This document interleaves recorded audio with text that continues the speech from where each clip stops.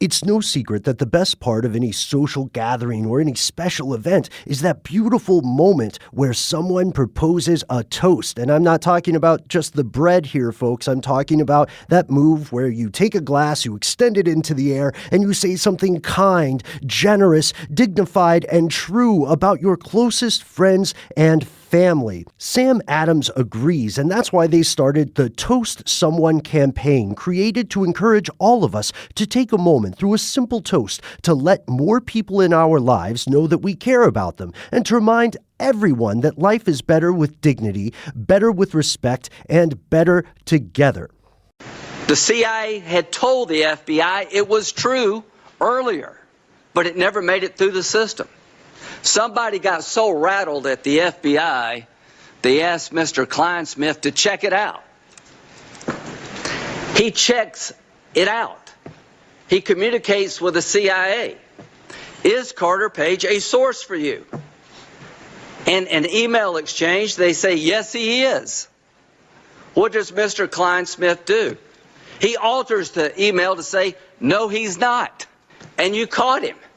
I don't know how you caught him, because you got to dig into this email chain. Wow, what a powerful moment. That was Wednesday with the Inspector General Horowitz talking about Carter Page, who's on our newsmaker line now.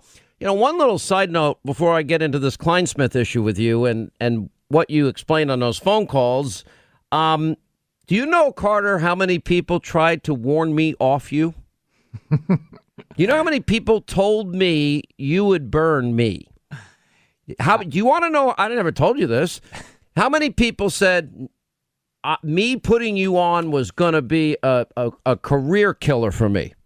I can only imagine, Sean, because when we had our first interviews years ago, I was just getting attacked nonstop by all sides. So those people that said that to you are just consistent with sort of the mass. I don't even remember. I've tried to go back in the recesses of my mind. I can't even remember. I just remember people don't trust that guy. I remember. No, I remember that moment I told in you history at the time, didn't I?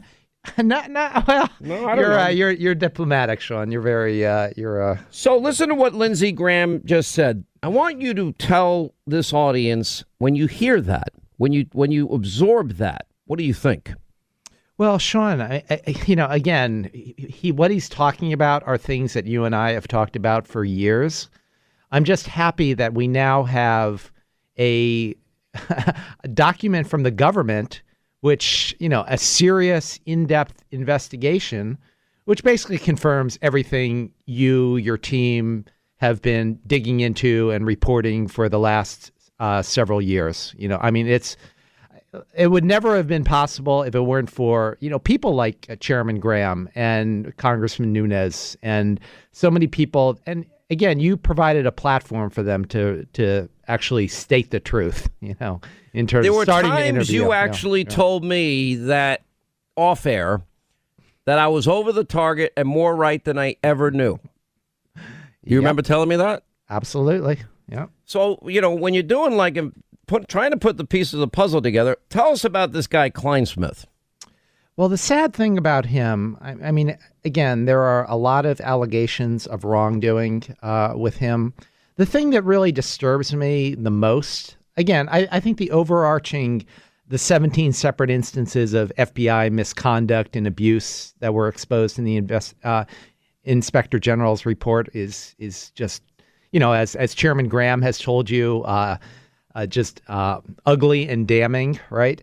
I mean, this is that, the things in my interaction. That's 17 significant failures, inaccuracies, and omissions, but it subsections into over 50 offenses. But go ahead. I know, and you've been digging into that as well with your whole ensemble team here. But the thing that bothers me the most in my interactions with FBI lawyer Kleinsmith is when I had a long series. I spent over 10 hours with the FBI in March of 2017. I ended up getting more death threats. And I told the FBI about the terror threats that I was surviving then. And unfortunately, early the next month, they had another media report, in the constant series of craziness there. And I got more death threats, and unfortunately it was related to a disclosure in that instance of me being an FBI informant, right? So that gets out in the public, and I tell Mr. Kleinsmith about that myself. I had a direct email exchange with Mr. Kleinsmith, and also with one of the volunteer lawyers that was helping me at the time had already spoken with him a few times, and so it was on his radar scope. So yeah, I think what he did in terms of all the dishonesty, that's bad. But what's worse is the, life or death situation that the FBI not only did nothing about Sean, they made it even worse, right? Because that was early April 2017. Just a couple weeks later in the Washington Post, they reveal about the FISA warrants against me, and I get more death threats and living terror more there.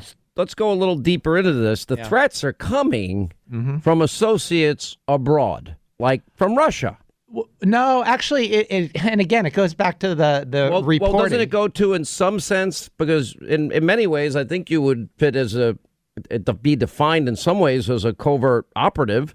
And certainly on this program with me, you were exercising plausible deniability to the best you could until I finally figured it out.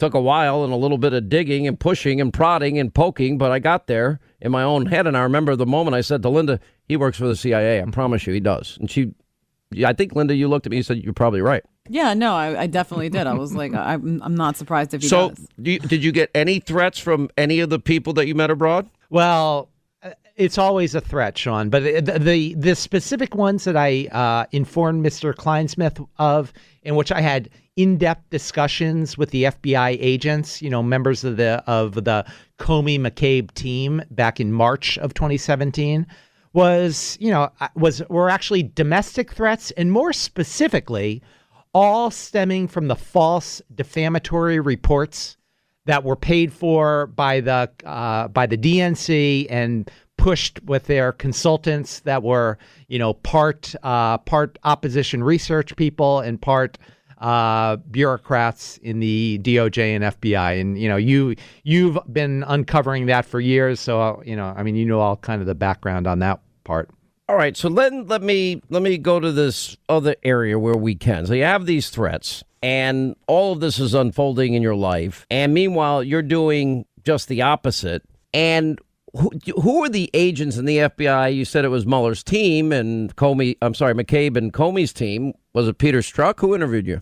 No. And what's interesting, Sean, it's funny. And so I guess I can say it now. I don't like saying it, but the CIA guys that I've worked with over the years. I don't want to put anybody's life in jeopardy. Well, but of the players the players that are well known to us, who was it? No, it was none of those. No one. There are abbreviations in the Inspector General report which you've been looking through, working through, and they have various code names.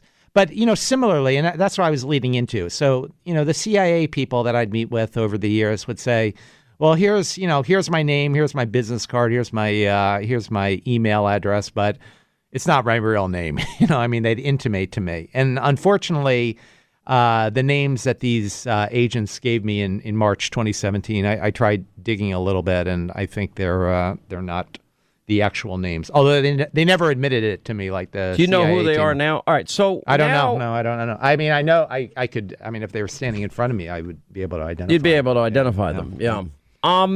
At any point, did anybody ever apologize to you? That may sound like a really dumb question. No, not only did they not apologize, Sean, in terms of, people within the DOJ and FBI, and actually, I do have an exception. I'll mention that, but let's talk about a government context first. Not only did they not apologize, they've actually been stonewalling nonstop throughout the months and years since. I've sent several letters, several requests to FBI Director Wray, asking for some disclosure, right? Because, I'm trying to get to the bottom and kind of start rebuilding my life. But, unfortunately, the rebuilding process has not really, at least that I've seen. I'm exceptionally grateful of Attorney General Barr and what he's doing, and Have obviously, you spoken with him yet? No, not yet, not yet. I would imagine. Have you spoken with Durham yet? No, nope. Okay. So at the end of the day, do you remember how many times I'd ask you, do you love your country? You love your country, right? And you'd say, of course.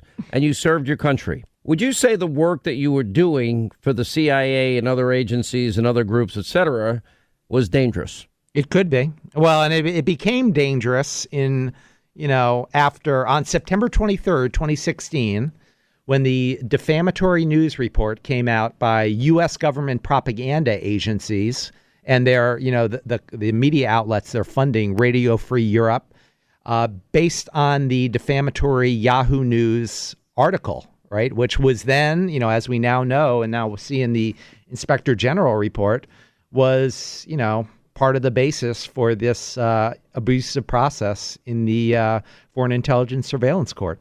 It's no secret that the best part of any social gathering or any special event is that beautiful moment where someone proposes a toast. And I'm not talking about just the bread here, folks. I'm talking about that move where you take a glass, you extend it into the air, and you say something kind, generous, dignified, and true about your closest friends and family. Sam Adams agrees, and that's why they started the Toast Someone campaign, created to encourage all of us to take a moment through a simple toast to let more people in our lives know that we care about them, and to remind everyone that life is better with dignity, better with respect, and better together.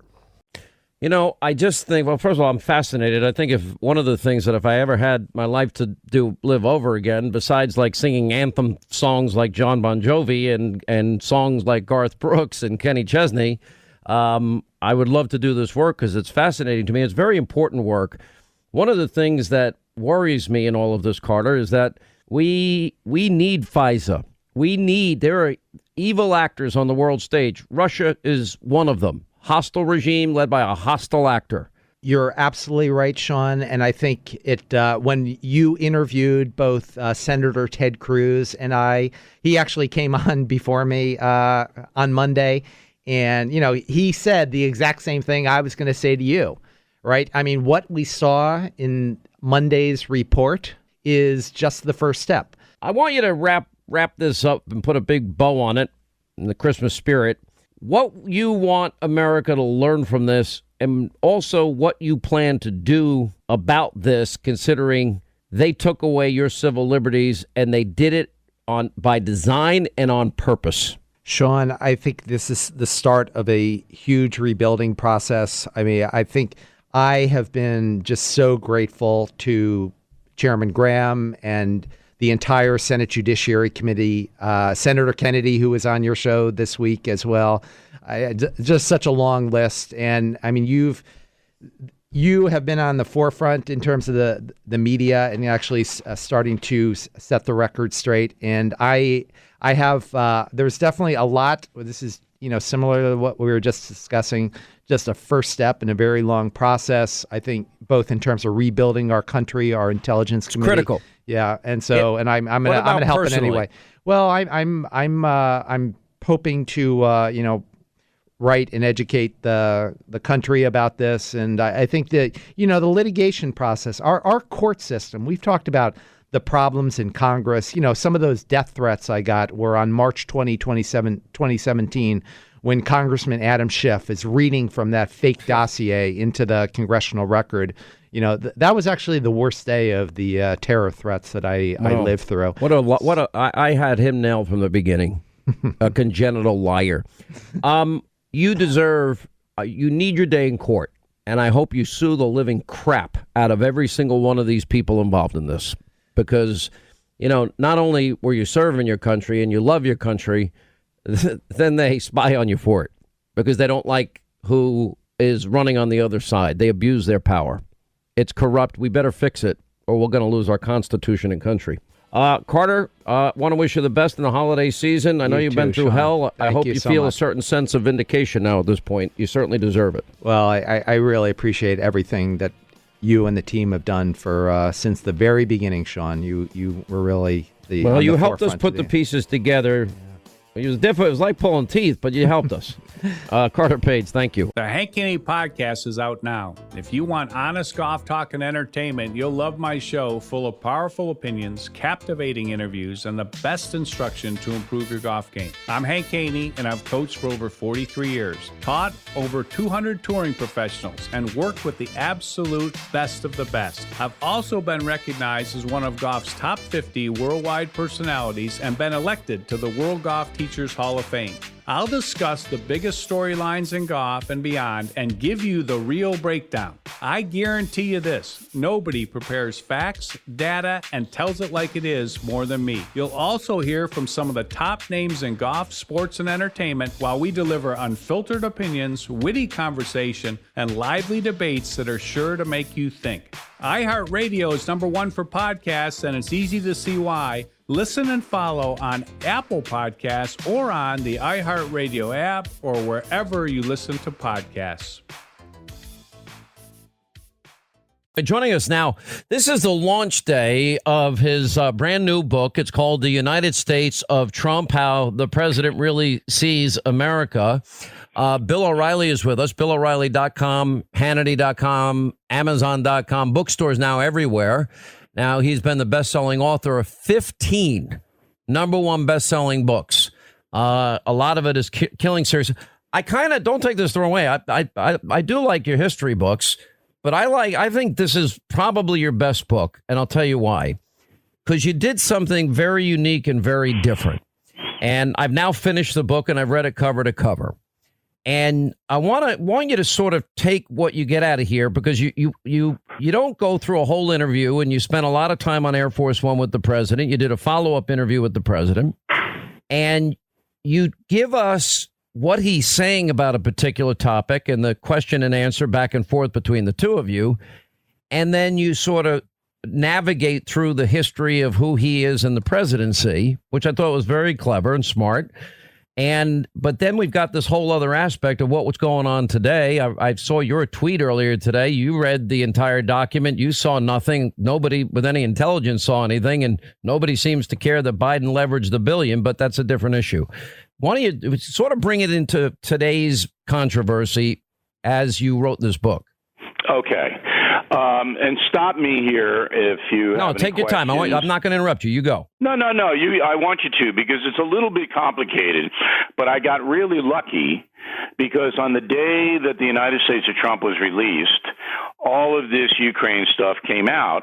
And I tell you in the book about the genesis of all of it.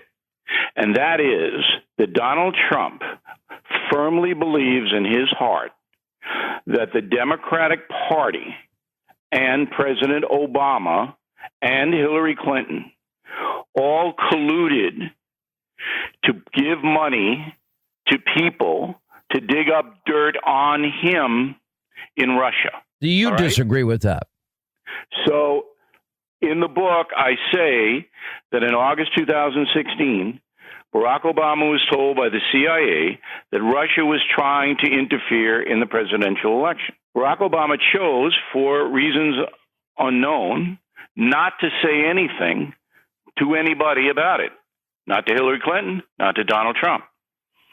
Now, you would think that once a president got intel that a foreign nation was trying to alter, no matter how, a presidential election, all the principals would be alerted.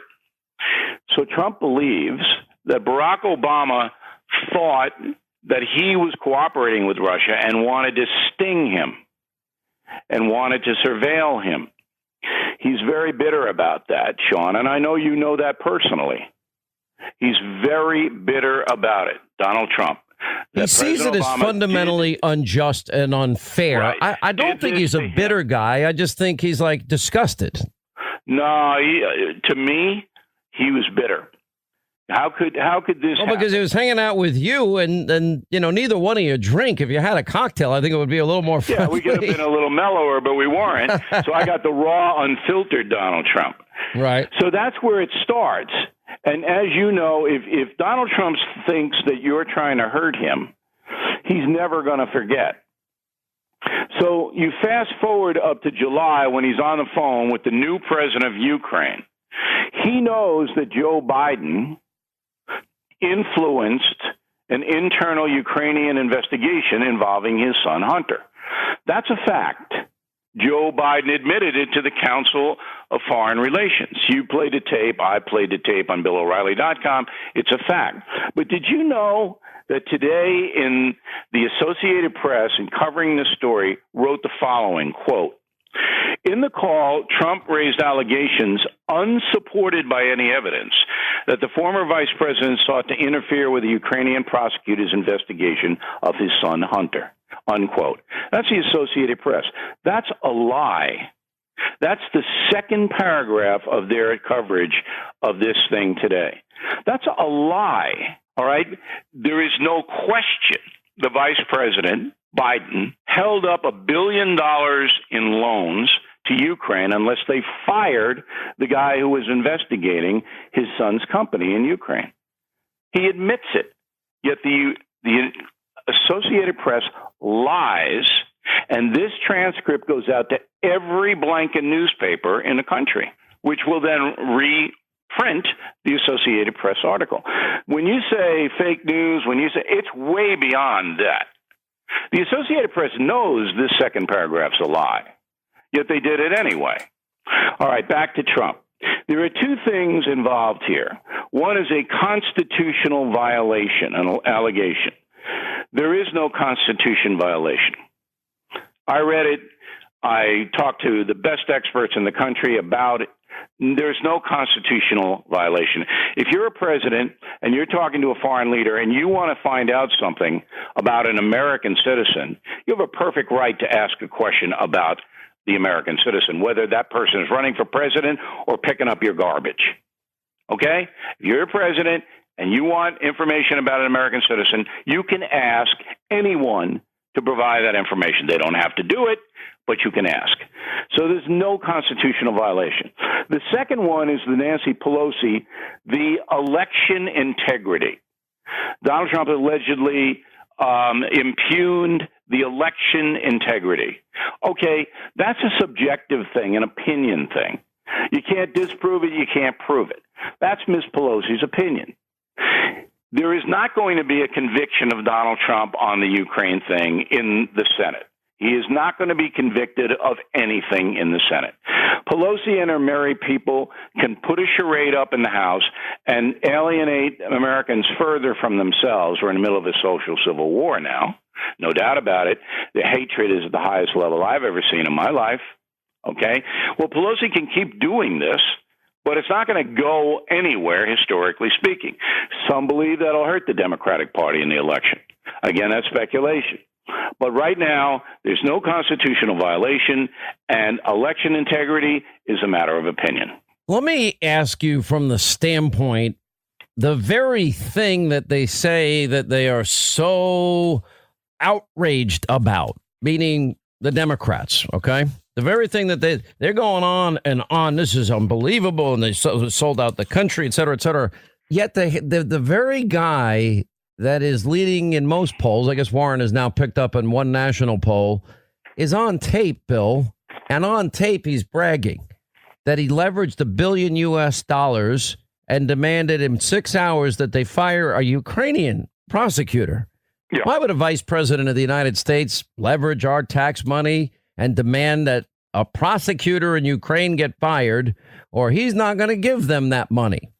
Now we know the real reason, because his son, who had no energy experience, no oil, no gas experience, no Ukraine expertise, well, he had a special consultancy deal with Burisma Holdings. And the prosecutor was looking into Burisma Holdings and this relationship with Hunter Biden. And then it gets even worse, because they were talking about millions of dollars. But then we have Hunter Biden flying on Air Force Two. He gets back 14 days after he gets back. He has no experience with China, no experience in private equity. But he gets $1 billion deal for him and his partners, including Whitey Bulger's son and John Kerry's stepson. And it didn't go to Goldman Sachs. That eventually became $1.5 billion. And Joe Biden is on tape doing this. Now, where is the outrage there? Well, it's even worse than that. So Biden never in a million years should have evoked the power of the United States government to threaten a foreign nation with losing $1 billion in loans because his son's company was under investigation. I mean, that's outrageous. Now, you can call it a conflict of interest. You can call it a whole bunch of things. But it's outrageous. So Biden's going to have to answer for that. He's not going to get away with that. China, a little bit of a different story, but there's no question it was nepotism. And that Hunter Biden, all told, probably got about $20 to $30 million because his father was vice president. Okay. That's the way it is. You could make an argument that Trump kids benefited from their father being president. You could make that argument. But it's worse than that because this is something that, and talk about press corruption, my God. There is no doubt that the Democratic National Committee, the Hillary Clinton campaign, paid a Washington, D.C. firm, Fusion, to dig up dirt on Donald Trump when he was running for president. There's no doubt that's been established as fact. All right, Bill, only because of the constraints of time, we're going to get right back to you. Bill O'Reilly will pick it up on Hillary Clinton paying for the dirty Russian dossier. They only cared about Russian interference if it's Trump, not Hillary interference with Russia, or they don't care about Ukrainian attempts to influence our election. They were offering us that information. I don't think America has ever gone back to the way that it was before 9/11 and the anthrax attack. The fear was really that there would be a second wave of attacks. And then along comes the DC sniper, and all of the country's worst fears are realized. A man has been killed in front of me. The gunman, most likely a skilled marksman, fired 6 times in the course of 16 hours. They killed the 5 people in one day and then went on the rampage for the next month. The police say they have never had a crime quite like this. It is quite a mystery. It was scary to go to the grocery store or fill up your car with gas. I do believe he was brainwashed, for lack of a better term. He was a psychopathic, cold-blooded killer that can never walk the street again. From iHeartRadio and Tenderfoot TV, this is Monster, DC Sniper. The first 2 episodes premiere on January 2nd. Subscribe today on the iHeartRadio app, Apple Podcasts, or wherever you get your podcasts. BillO'Reilly.com for all things O'Reilly, including the release of his brand new book today, The United States of Trump, How the President Really Sees America. It's had 15 #1 New York Times bestsellers. Amazon.com, bookstores everywhere. You going out? Are you doing any tour on this or what? I've been doing 4 shows. We're doing Palm Desert, California, Phoenix, Arizona, Boston, Massachusetts, and Huntington, Long Island. Go to BillO'Reilly.com for details on that. But I want to give you a plug. You've been nice enough to plug the book, and I'm really happy you liked it and you read it. But last night, I get the cable ratings every day, and the Hannity program dominated on a breaking news night. Now, people can say, well, Sean Hannity's a conservative or whatever. What difference does it make? More Americans trusted you to tell them the truth about the story than any of the other by far. I mean, by the way, I'm willing to let you go back to being #1 in cable news if you come back any day, because frankly, when you're #1, you get the crap beat out of you twice as hard. I'd be very comfortable with you coming back and taking the #1 slot, and I'll follow you and get great ratings and live happily ever after. You want to use me as a meat shield? Yeah, basically. But, come on. I think it's pretty telling, though, that the American people now don't trust the hard news press at all, and they're going to you to get the story. So I segue back into, so you got Nancy Pelosi sitting up there going, oh, the integrity of the election, and we have to have an impeachment inquiry and all this BS. And it is BS, because everybody knows, and it's an established fact, that the Democratic National Committee, Hillary Clinton, and perhaps the Obama administration, we don't know that for sure, but it certainly looks like it, all were fine with hiring foreign nationals to dig up dirt on Donald Trump. I have any problem with that. All right. If that dossier turned out to be true, and thank God it did not, for everybody's sake, all right, they would have gotten that through foreign nationals.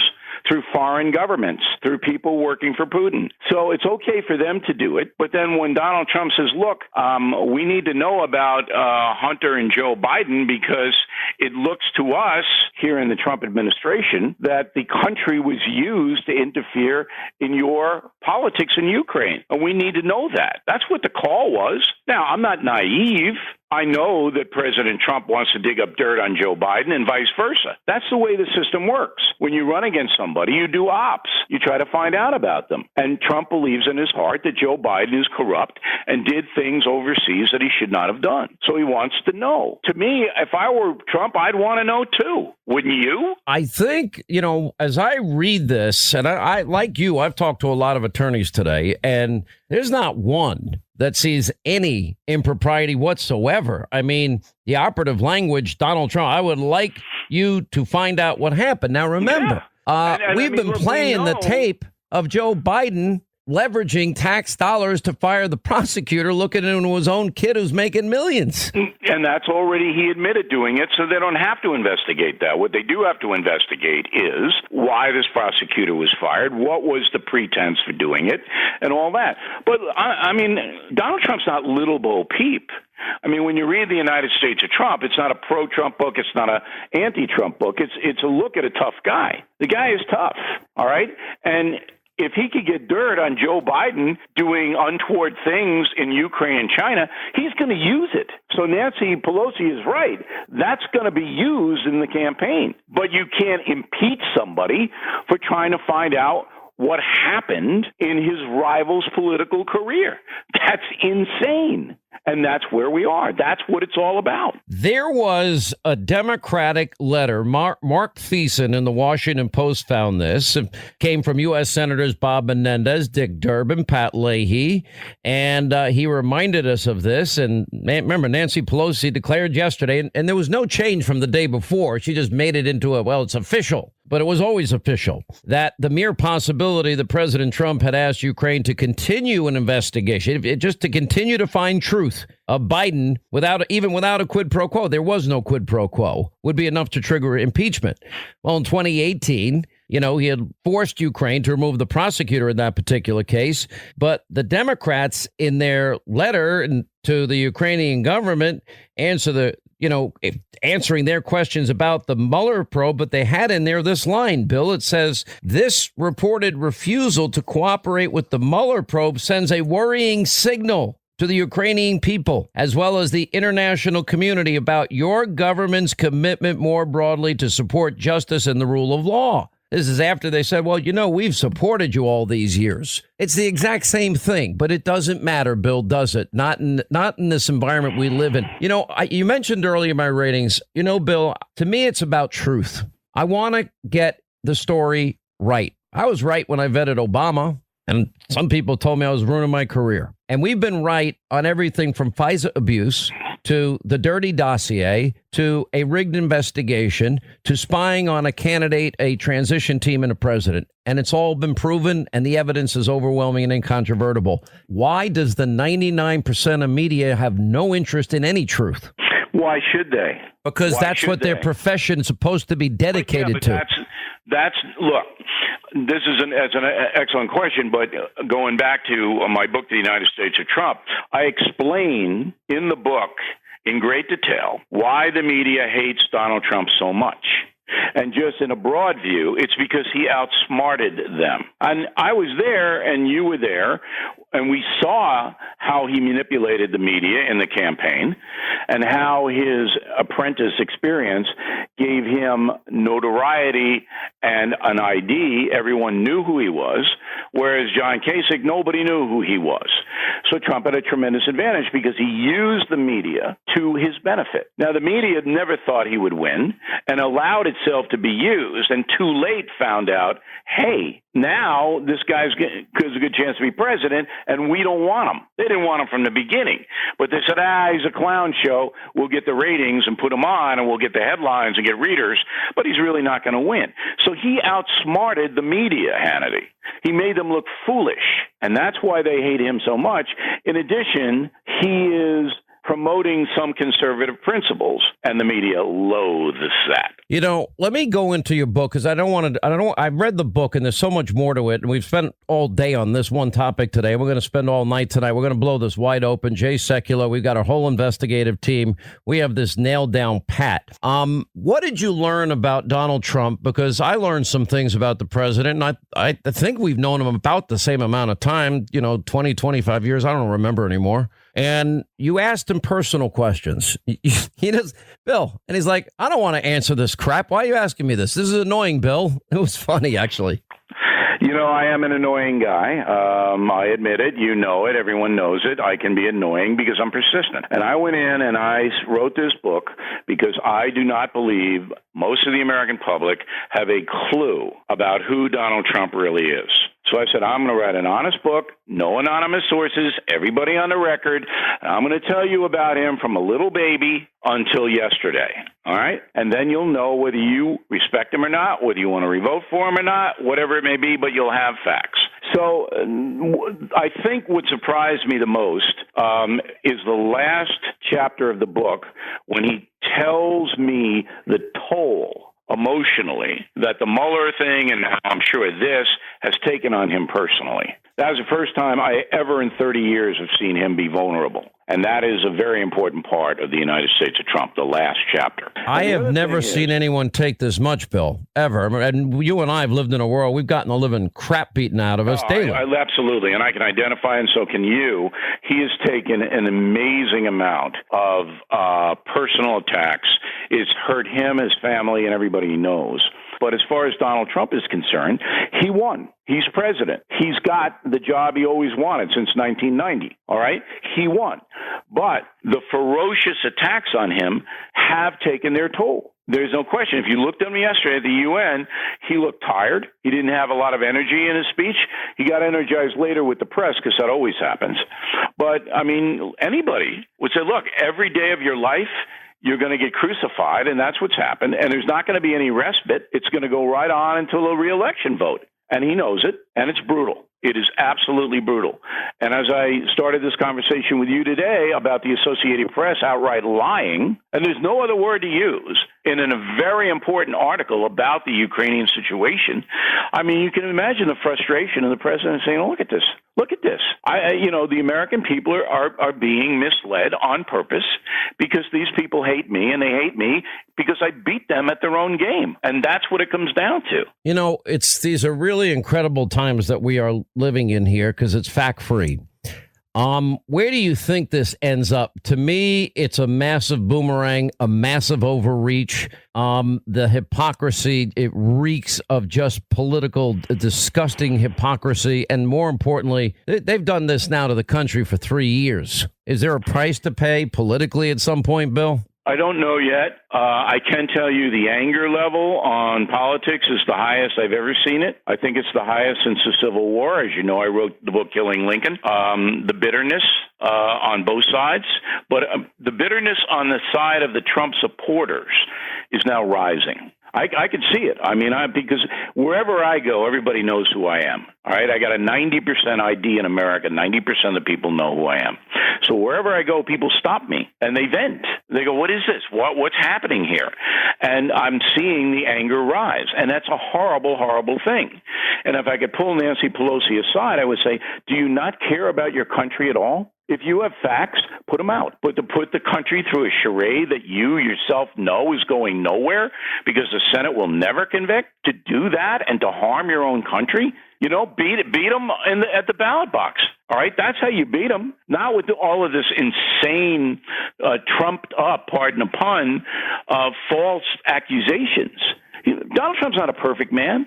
If you read the United States of Trump, you'll see that. But did he get on and go, I want to violate the Constitution, I want to harm the United States of America, so I'm going to call up the Ukrainian president and do that? That's insane. That didn't even close. It was 14 seconds, Bill. This is all made up hype, lies. And, we've gone through 3 straight years of this. And I'll tell you the interesting thing is, and I think this is where the comparison and there's always, I think this is a defining moment, tipping point election for the country. I've told you that privately. I'm telling everybody publicly. And if Elizabeth Warren ever becomes the president or anybody with her ideology, it's over. Freedom, it will be a thing of the past. It'll be state control of pretty much every aspect of our lives, and it will lead to an America that is impoverished almost immediately. As soon as they get rid of the oil and gas they're going to get rid of and the combustion engine, and give Medicare for all, no private options, and everything else is free. And then we're going to confiscate everybody's wealth if they saved anything. I agree. Elizabeth Warren and Bernie Sanders are dangerous individuals, and I had no problem, by the way, with Bill Clinton. Not his politics. I didn't like the way he conducted himself, but I had no problem with that. Barack Obama, many discussions with him. They were all respectful. Okay. Democratic Party, I have voted for Democrats.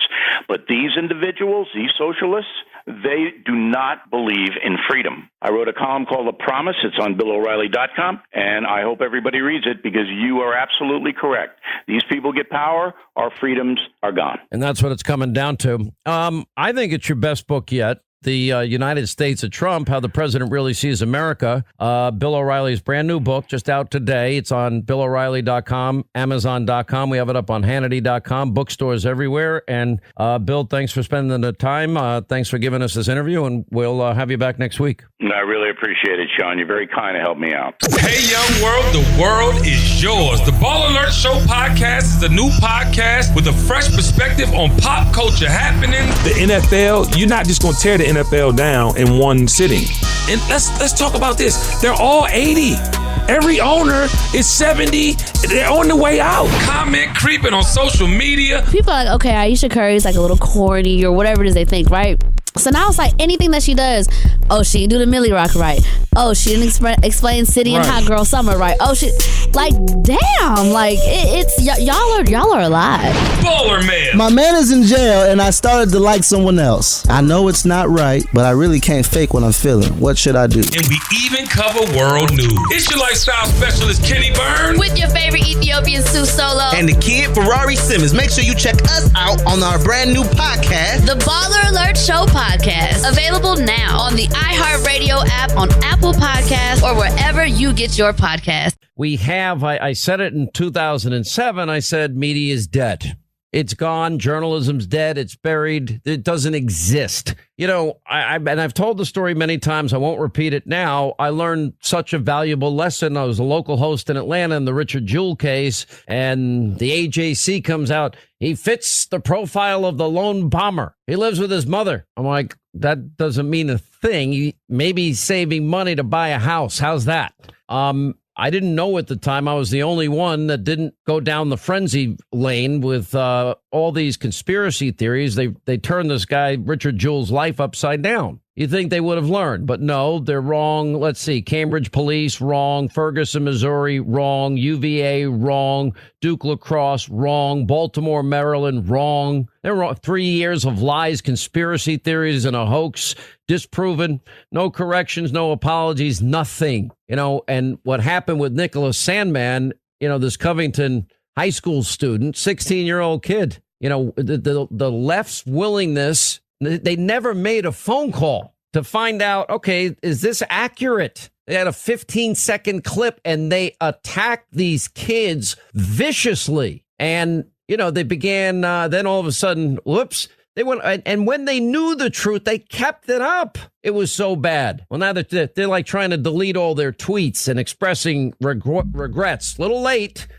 Kara Swisher, tech writer, New York Times contributor. I was a complete dolt to put up this and several other obnoxious tweets yesterday without waiting to see the whole video of the incident. I apologize to the kids from Kentucky unilaterally. At least she had the decency to do it. Other media people kept going, you know, calling this kid a racist. This kid did not approach Nathan Phillips, the Native American. Just the opposite. Nathan Phillips ran up into his grill banging a drum, and he just smiled when the black Hebrew Israelites were calling these kids all sorts of names and racist comments were being made. He's the one that turned around and said, yeah, don't respond to these guys.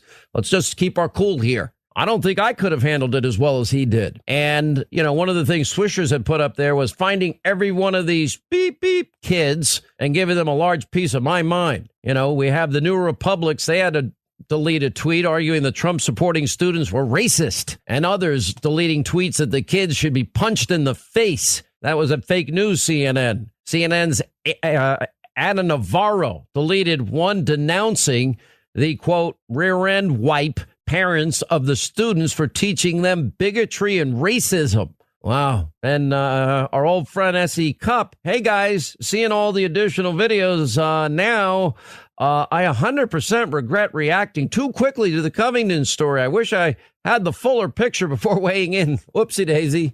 Lynn Wood was the attorney for Richard Jewell. That's when I got to know Lynn Wood. I had one of the first interviews with Richard Jewell because Richard Jewell actually heard me when the story broke about him saying, so what, he lives with his mother. That doesn't make him a terrorist. And he wasn't. He was a hero. He did save lives that day. Lynn, how are you? Welcome back. Sean, I'm fine. How are you?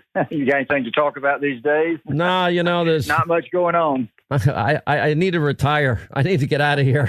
No, we need you. We need you. We need somebody on the air that's telling the American public the truth, so don't go anywhere. How bad did it get as it relates to it? I know you've filed a number of lawsuits, and I'd like to know where all of this is going.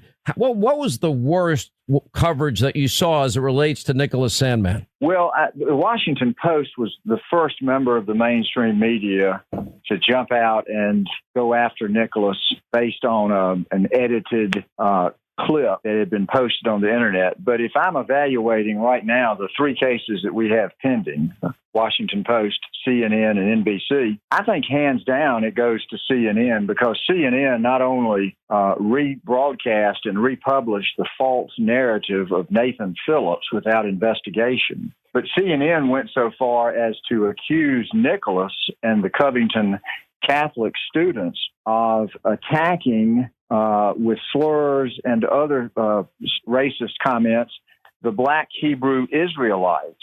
And in fact, the opposite was true. So they went after him on two different fronts, both false, both putting him out there as the poster child for racist misconduct. And I'll give them first spot at the moment. How many days? But for example, in the beginning, they took a snippet and they built their own narrative that he walked over to Nathan Phillips and that these kids were racist and et cetera, et cetera. They didn't even make a phone call, did they to ask, did this really happen this way? They did not. In fact, what they did is they took about a 59-second edited clip posted by someone with an agenda that showed Nicholas standing in front of Nathan Phillips while he was beating the drum. Now, anyone with common sense knows that something happened before that clip and something happened after that clip. They didn't bother to look at the videos of the entire incident that were available online to learn the truth. They jumped out and they let Nathan Phillips have their airways to tell his false narrative. And every interview he gave, the narrative changed because you can't tell the same lie twice. Nathan Phillips was a liar, but he fit their agenda, so they ran with his factual narrative of the events, which was total fiction. There was no taunting. There was no physical intimidation. Nobody, including Nicholas, tried to block him or to keep him from retreating. It was all a lie, made up of several lies, but they were eager to go out there and to push that narrative from CNN standpoint and NBC and the Washington Post. They did it because he was wearing a Make America Great Again cap. It fit their anti-Trump narrative. Truth was irrelevant. Their agenda was the priority. And that's just not true with Nicholas Sandmann. That's true of their coverage in general, as we clearly have seen demonstrated recently with the videos of Jeff Zucker exposed by Project Veritas. Nicholas Sandmann is a kid. He's not a public figure. Now, if they lie about me, which I've now been a public figure for 31 years, I have really no recourse, do I? But Nicholas Sandmann does. Nicholas Sandmann does, and don't give up on your own standing. I've successfully handled a number of cases for public figures because you can, once you get into court and get past a motion to dismiss, discovery produces the truth. Facts are stubborn things, and it is not impossible for even a public figure to show that the accusations that are false were published recklessly with a reckless disregard for truth or falsity.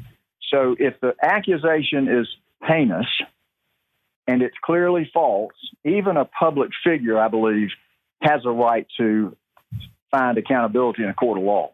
But I think I need to reevaluate. I really need to reevaluate because I have let a lot go over the years. I'm not going to take this crap anymore. And now I can actually afford you as an attorney.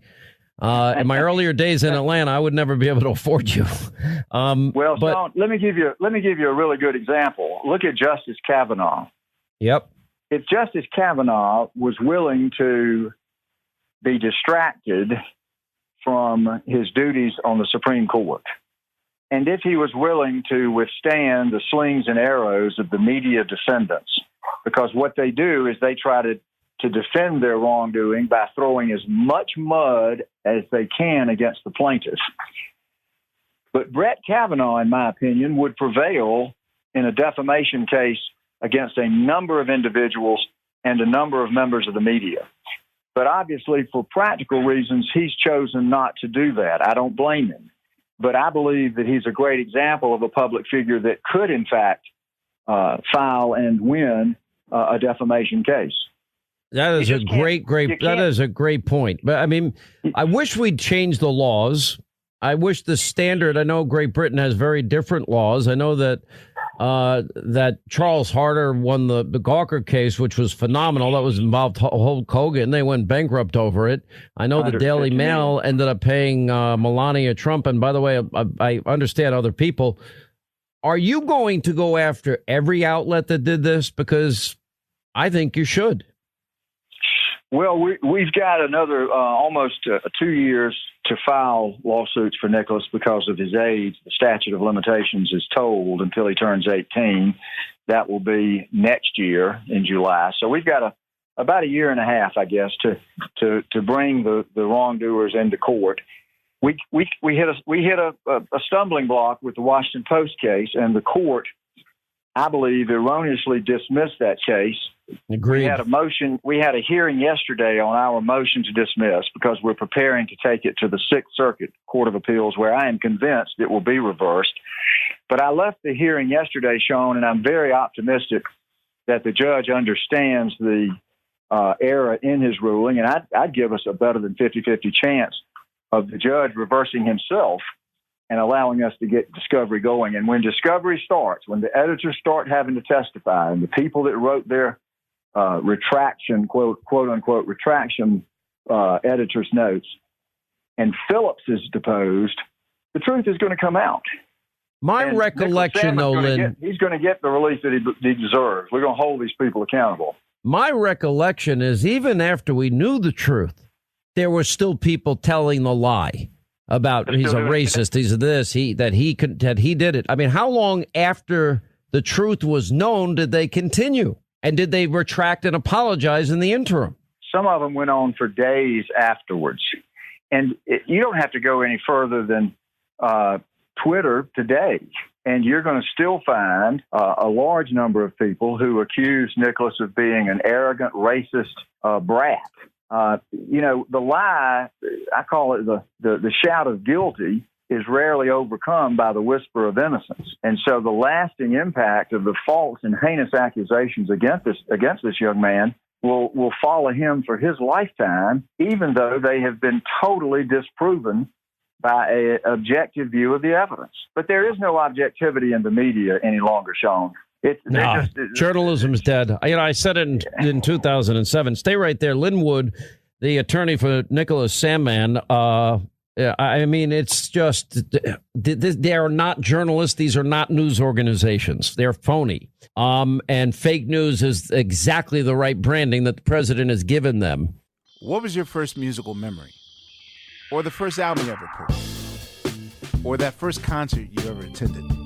My name is Questlove of the legendary Roots Crew, and those are some of the things I want to know about when I and my team Supreme sit down with the guests for a new episode of my podcast, Questlove Supreme.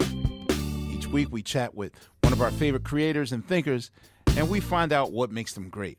It's not about gotcha journalism or trying to get the most salacious story, although, hey, I'm not opposed if someone wants to spill some tea all over the table. It's really about acknowledging the influences and the hours upon hours of work that goes on not only when the spotlight's turned on, but also long before the spotlight has even been plugged in. Listen to Questlove Supreme on the iHeartRadio app, Apple Podcast, or wherever you get your podcast. All right? Cool.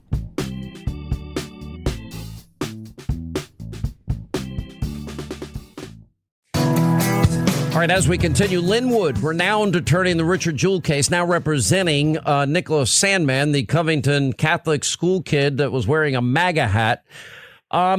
Everything that the media told about Nicholas Sandmann was wrong.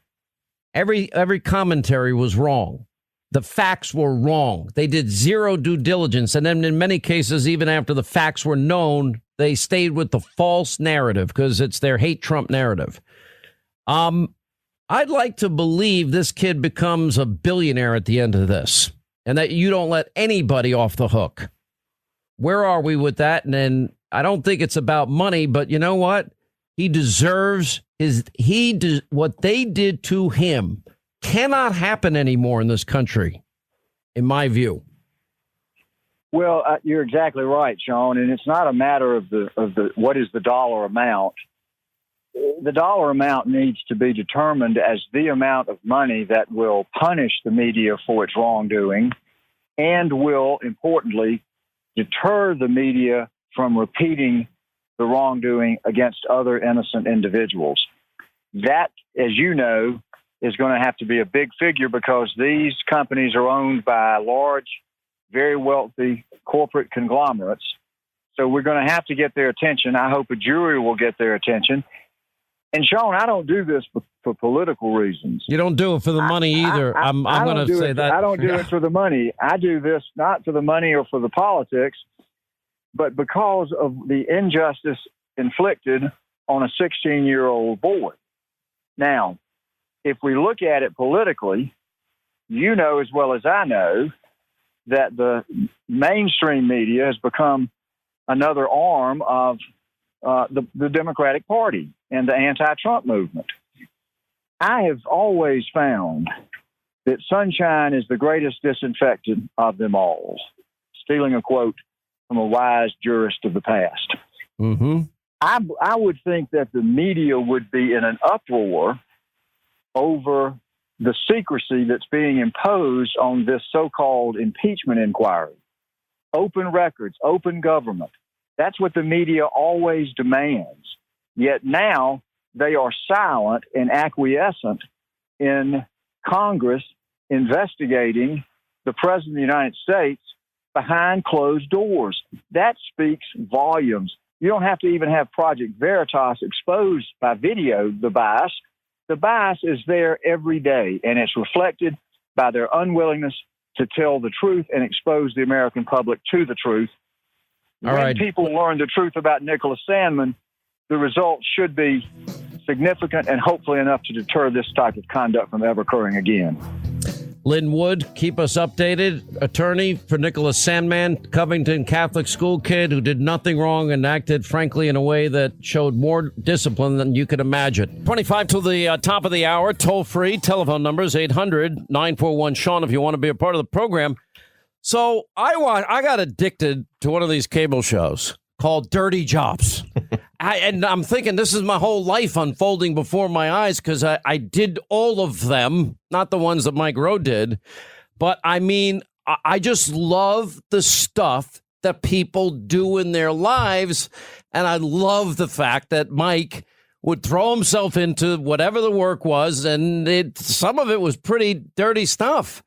Mike Rowe, anyway, he's become a friend over time. Really admire him. And he's written a brand new book. It's called The Way I Heard It.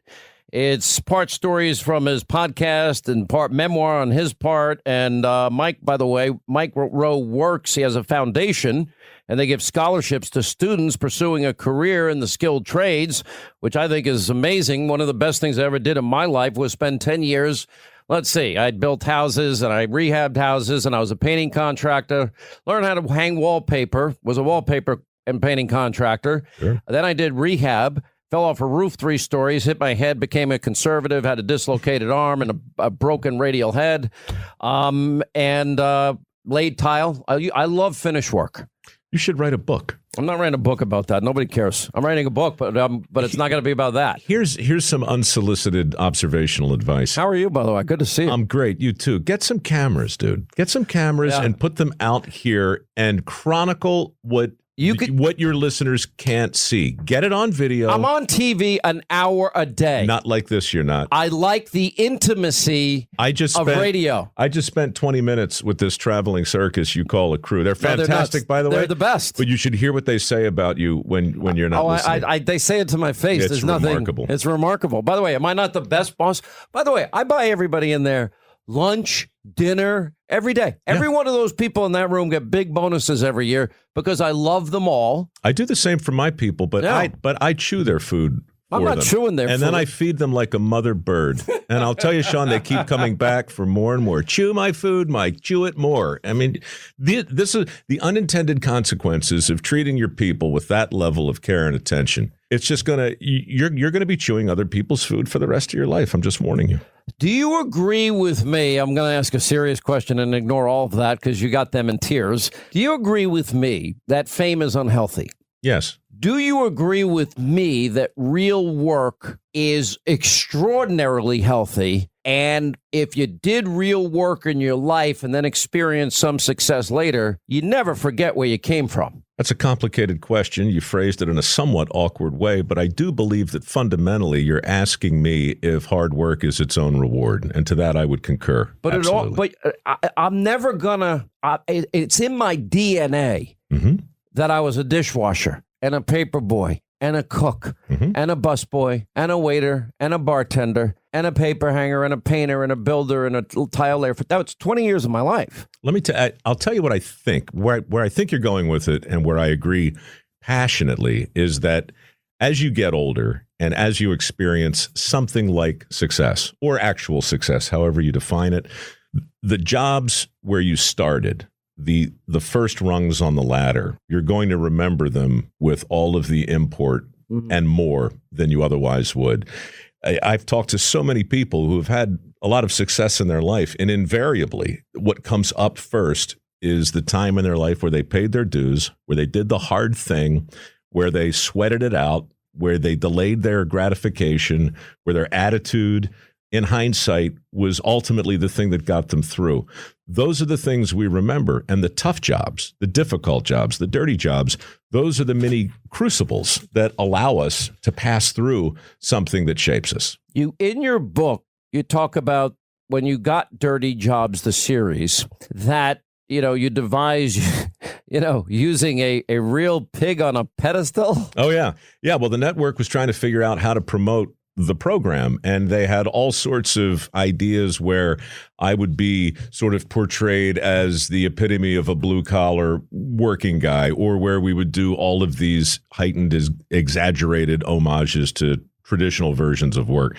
At the same time, I think it was MasterCard was doing that whole "What's in Your Wallet" campaign. Yeah. And I wanted to say, what's on your pedestal? What is it that you actually admire? And so rather than put a person on it, I wanted like an icon. And a pig, to me, was the epitome of both dirty jobs, hardworking. They certainly make the ultimate sacrifice for us. So I put a pig on a pedestal, a white pedestal. And while we filmed a series of ads for the show, this pig crapped in a way that I haven't seen an animal crap in a long time. I mean, all different varieties of crap, right? It was the small, tasteful little pieces of poo and explosive diarrhea. And when we were done shooting this promo, that white set that we were on had looked like you had painted it brown many years ago during one of your first jobs. You get very personal in this book. You talk about your parents, the best advice about your grandfather, a betrayal of a trusted financial advisor you thought was a friend. Yep.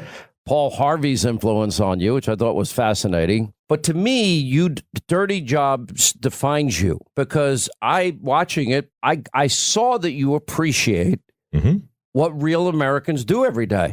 Because I don't think America's great by these people in New York and Washington. I think those are the dirtbags in life. Well, look, it's flattering. I mean, as a broadcaster, I'm glad you liked the show, but I'd be curious on your thoughts about the way we shot it. And this is what I miss about TV, and this is the only time I've ever had a chance to work like this. But Dirty Jobs, we never did a second take, ever. Mm-hmm. We didn't do any scouting. There was no pre-production. There was certainly no writing. There was no actors. So the viewer saw something that you almost never get to see on TV. They saw what I saw. They saw the day that I experienced it in the chronology that I experienced it in. And if you're going to labor in a form called reality TV or nonfiction, it just always seemed to me that there was no editing at all. Oh no, we edited it, but when we put it together, I mean, so we shot from sunup to sundown. That's what I'm going to say. You get the story of the day, right? But what you got on Dirty Jobs was the day itself laid out in the actual order it occurred. You got reality. This is why I'm sort of tying two things together here, and that is that I think me doing those jobs for 2 decades of my life defined me. I think you're probably right. And I think that my belief in God, which is real, I mean, I'm not the best person. Christians actually believe they're the ones that need the forgiveness. And my work ethic and my parents, I know I stand on their shoulders, and my mom worked more 16-hour shifts as a prison guard than I can count for 25 years. And my dad, a probation guy, but also a waiter on weekends. And my grandparents with $10, all 4 of them from Ireland, $10 in their pocket, the most they had. Mm-hmm. And how is it that I whine ever? I don't have any right to whine, and we whine. Yeah, we whine. We like the way whining makes us feel. And we also like the sound of our own voices. And when you combine the sound of your... I hate the sound of mine. I like the sound of yours better. Well, I mean, I just wish I had something fascinating to say, Sean, honestly. Tell me about your parents and grandparents, and Paul Harvey. So Paul Harvey, as you know, I mean, when I think of great storytellers, Charles Kuralt and Studs Terkel and George Plimpton and Paul Harvey, and these guys are gone now, and they had a way on the radio, and they had a style, and they had a point of view and a level of ownership that I think is missing today, by and large. I liked Harvey because he made history and biography interesting to people who would otherwise not be interested in either. And I dedicated the book to him, and I write in the style of the rest of the story because I sat in a long-term parking lot in the mid-'80s, got to the airport late, was waiting to, I had to run to catch my flight, but I couldn't get out of the car until I heard Paul Harvey say, and now you know the rest of the story. Good day. And I missed my flight, because I sat in the car waiting to hear the end of the damn story. And so for me, I always wanted to write stories that made people late, that they had to get to the end of. So that's why I do a podcast in that style. That's why the book is called The Way I Heard It. But it was my mother, who you met, who encouraged me to interrupt these biographies of famous people I'd never known with true stories of my own life that in some way rhymed with these people and maybe explained why I chose to write about the people I wrote about. And the result is the book you have. It's this weird mix of autobiography and biography, mystery and memoir. And it's the way I heard it because honestly, like you, I am tired of people who are just completely infected with certainty telling me without any shred of hubris or humility precisely how a thing has to be. I mean, we're a nation now. Don't get me wrong. I love conviction, and I'm a big fan of people who know what they believe and why. There is objective truth, There's objective truth, but the question is, what's persuasive? Do you take the objective truth and beat somebody over the head with it, or do you lay it out in front of them in a way that hopefully allows them to connect to some dots, right, and maybe arrive at their own conclusion?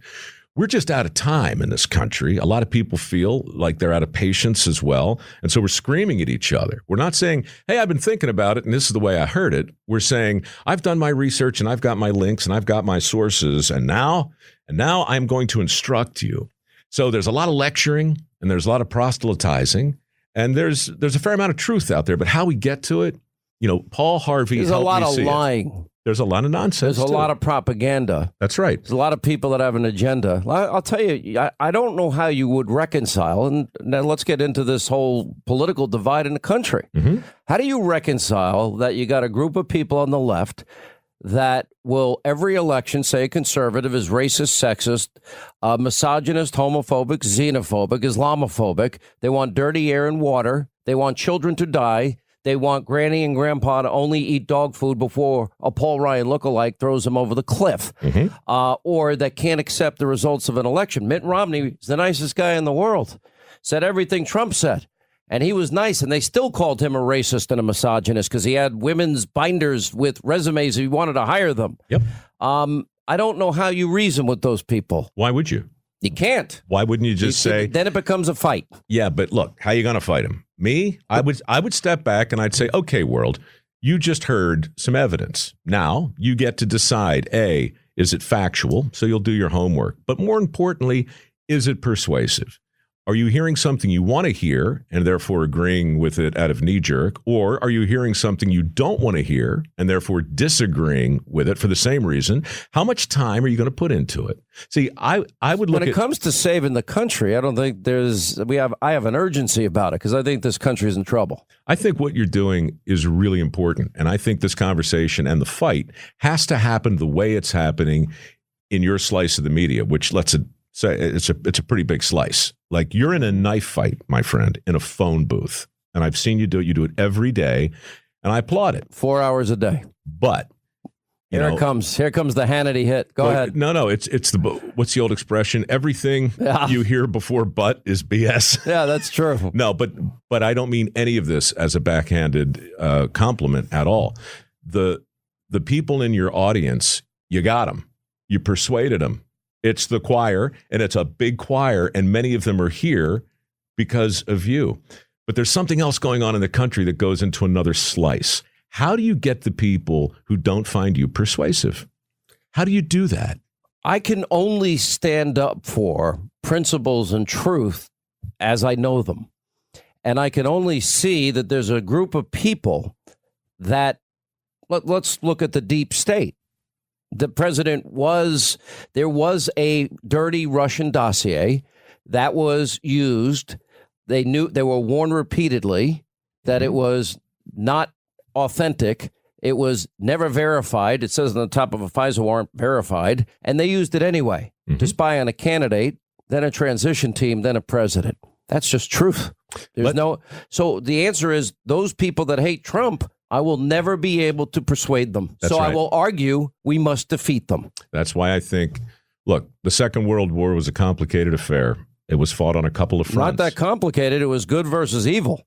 Well, it's pretty simple when you look back at it. But when you're in the midst of it, you can't win in Tarawa. You can't win in the South Pacific and be in the Ardennes at the same time. You've got a German problem. You've got a Japanese problem. You've got to fight those wars in different ways. Tojo, Hitler, the last century, 100 million human souls destroyed. Mm-hmm. That's 100 a fact. million. That's a fact. That's a fact. That I wrote a book, Deliver Us from Evil. Person that works with you worked on that book. That's evil. Wait a minute. The person who works with me? Yeah, or Jen worked on that book. Oh, good. Okay. She was the publicist. Because she is not the personification of evil. She's very nice. No, I spent the last 24 hours with her. Well, and you know what? She bought me lunch, and she said some very kind things to me. I could talk to you forever. I wish we could get along like you're dreaming about. I don't see it as possible. We now are fighting for the soul of America. Constitutional republic, or we're going to have socialism and state-run everything. You get the last word. So I can't disagree, but I think you have to agree, too, that when you frame it in a binary choice, you're going to get in a binary world, and the shades of gray will go away. It's going to be a black and white thing. Now, you see it that way, and I'm not even disagreeing with you. I'm just saying there are people out there that can be persuaded. Do you agree with this? This is a live free, choose freedom, or America dies. Do you agree with that? Yeah. I actually do. But my friends who are inclined towards socialistic leanings aren't going to be persuaded by that argument. No, not at all. So I have friends that are. Time's up, gentlemen. Shep Smith and I got along. Nobody would believe that. I believe it. Yeah, you're a reasonable guy. The way I heard it, Mike Rowe, it's on Hannity.com. Do you have a website, MikeRowe.com? Yeah, MikeRowe.com/book is a fine place to get it. Or bookstores everywhere. Good to see you. You're a good man. Thank you for having me. And honestly, I applaud what you're doing. I applaud what you're doing. Thank you, sir. I applaud louder. Good. I deserve it more. Yeah, but I'm clapping for myself. What is it that makes us human, connects us? I remember texting my husband videos of her and saying, like, I found the perfect dog. What are those moments that turn the ordinary into extraordinary? And I saw him and I just went, that's my kid. Like, he's mine. I'm Colin Balfe, host of the new podcast, Love What Matters presents Your Story, which shares real stories of love and compassion from real people all over the nation. Listen and subscribe on the iHeartRadio app, Apple Podcasts, or wherever you listen to podcasts.